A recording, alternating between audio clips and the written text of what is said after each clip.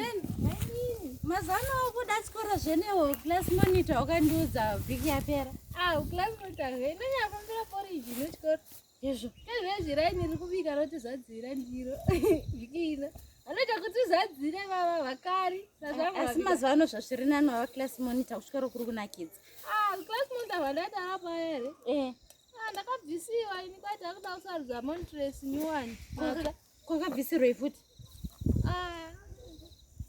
Ndakuzaiva ndiseka ini. Handikuseki ndiudze. Ndokusekerei?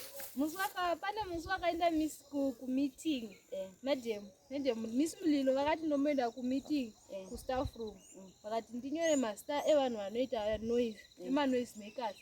Vakawana ndanyora nevamwe vanhu vanga varovha musi wacho. Futi koiwaiko vanyorerei mazita evanhu vanga vasipo? Handigoni maspellings nemazita avo, ndaingotora mabhuku mukabhodhi ndichinyora pabepa. Saka ndakatora mabhuku evamwe vanga varovha, ndambozviziva ini.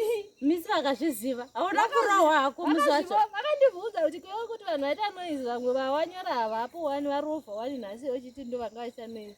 Ngazati ndakopa mazita mukabhodhi, ndakotora mabhuku anga ari mukabhodhi ndichinyora. Ndasingagoni maspelling emazita avo. Senzeni unondipedza veduwe. Vanondibvisa. Saka wodiniko nhai zvauri ndopere makoko?